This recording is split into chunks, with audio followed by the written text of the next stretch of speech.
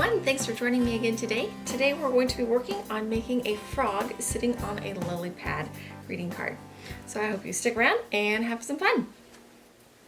Okay, so let's go ahead and get our lily pad stamped. So I'm using some green distress ink and the Flora and Fauna mini swirl thanks set. Sometimes a distress ink, there we go. Alright, so I'm just going to put it down. This is going to be just a lily pad. If you want more than one lily pad, then go ahead and stamp more than one. But one is really all you need for a frog. Alright. So now that we can let our ink dry and we'll work on making our frog. So we're going to take a piece of green quilling paper that's 1/8 inch wide, and we're going to measure it off to 8 inches and just go ahead and tear it and move on. And then we're going to need 2 legs, which are each going to be 4 inches. So I'm going to go ahead and measure to 8 and then just fold that 8 inches in half and tear. And then we need 4 little sort of extra feet, I guess you could call them. I guess we just made the legs. So these guys need to be about 2 inches and about 1 to 1.5 each. So I measure off 2 inches because the bottom little feet are a little bit bigger than the top ones. Okay, so we'll set those aside. Those will be a fun little step here in a minute. So then we're going to take our longest quilling tool, which is the frog body, and we're going to put the paper inside of the slot of our quilling tool, put the tail towards the end, and then just roll to the end. Alright, once we get there, we're going to gently pull it off, and we're going to let it expand. Once we're satisfied with the size of it, we will take a little bit, or a lot of glue, I guess. We just need a little teeny tiny bit. Put some on the inside of that tail, smooth it down, and then pinch it right where we glued it to create a teardrop. However, for our frog body, we need it to be a little bit more round. So I'm just going to push to make it go back to a little bit more round. Awesome. So then we're going to do the same thing with our 2 smaller pieces for the legs. So we're going to roll these up.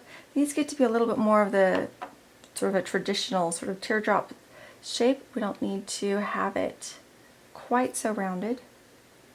However, that would be one way of changing the look of your frog. So a little bit of glue there on the inside of that tail.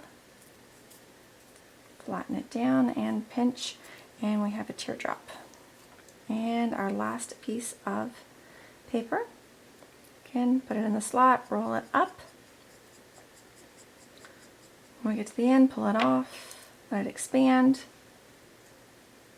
and a little bit of glue on the inside of that tail. Alright, so next we are going to be making our little tiny frog feet. So I'm going to start with the longest piece of paper. So we're going to take our piece of paper and we're going to fold it in half. We're creating the little toes. So we folded it in half, then we're going to open it back up, and then we're going to fold it down. So I've got, I don't even know if it's 1/8 of an inch. So maybe a scant 1/8 of an inch. And then I'm going to fold the other side down. So now we have sort of like this giant, crazy M shape, if you would. Then I'm going to take these tails and I'm going to bend them back. I want them to be a little bit shorter than that first one that we just did on each side. And just like that, we have one of our little frog legs, or frog feet, I guess technically. Then we're going to take some glue and we're just going to glue those 2 edges together so it'll stay put. Make sure you straighten out your paper so that way it'll be even, and we have one very cute little froggy foot. And then we're going to do that with our remaining 3 pieces of paper. So again, we take one, we fold it in half, open it up, fold it down so it looks like a crazy out of whack M, and then we're going to take the tails, long tails, and fold them back. We're basically making a little teeny tiny accordion fold here on our paper. I'm trying to keep my fingers out of the way so you guys can see as much as possible. So that way we have 3 little points, and then we're going to glue our long tails together to create Still a lot of glue there. There we go. And just line them up. Make sure you get the two edges so they're even, because otherwise you'll have this weird little extra bump. Alright, so with 2 feet down, 2 more to go. And then we'll start assembling our frog. Again, taking one, folding it in half. The longer 2 pieces of paper are going to be the bottom sort of feet, toes of our frog, and the shorter 2 are going to be the front feet, toes. So the front ones, I sometimes make my little folds a little bit smaller than I did with my back ones. But again, you're wanting that top or that very first fold a little bit longer or taller than the other 2. Glue those 2 tails together. Make sure it's even. Alright, last one. Fold it in half. Open it up. Create an M shape.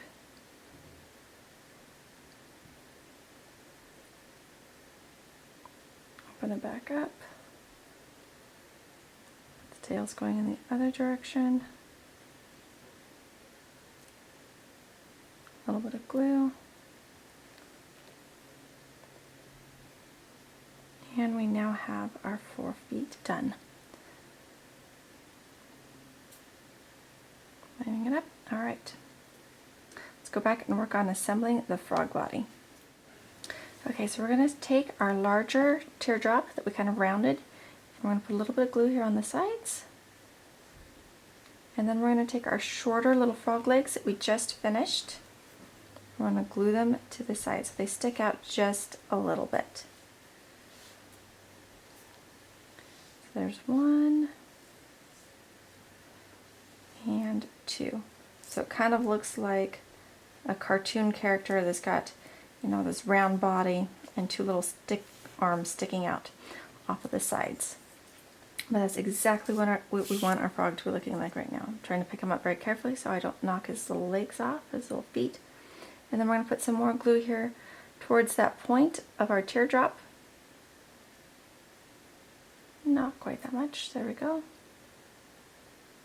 And then we're going to take our remaining 2 teardrops and put them in that area. So it's got its springy back legs. We're ready to spring into action here. Just lining up my teardrop points with the one there for the body. It's already ready to go hopping. And now we're going to put our longer one. Sometimes I have to trim one of these, but it looks like it should be pretty good sometimes. There we go. So I'm going to pick the whole frog up, assuming he's, get rid of some of that. There we go. And then because sometimes those legs reach across, I'm going to put some glue on both of those teardrops. And then we're going to want those little toes to stick out just a little bit past that curved point of our teardrop. And then we're going to do the same thing for the other set of toes.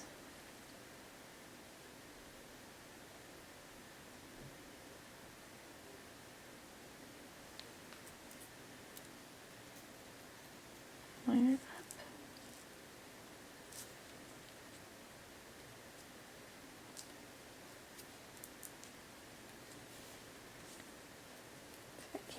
There we go. Make sure all the sides adhere. Perfect.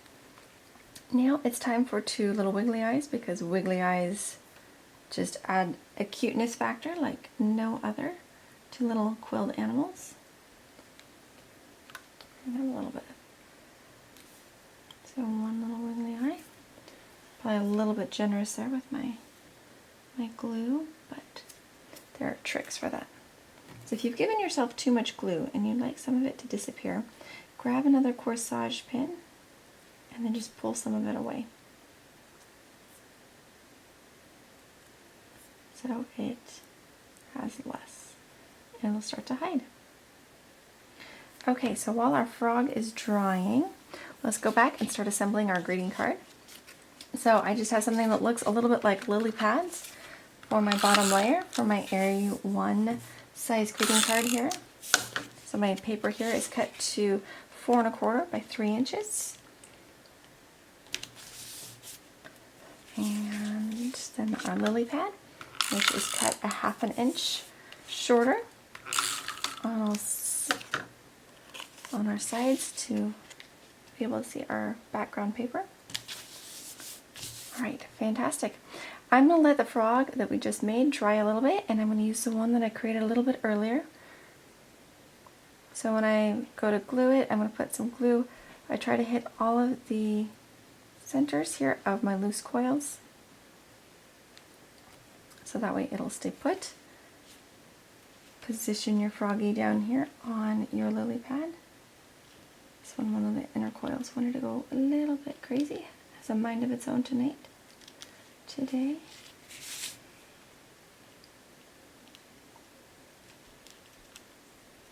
There we go. So if your coils pop out, you use a dry corsage pin and you can help pull them back to where you want them to go. And that, my friends, is a frog on a lily pad. Thanks for joining me. See you next time.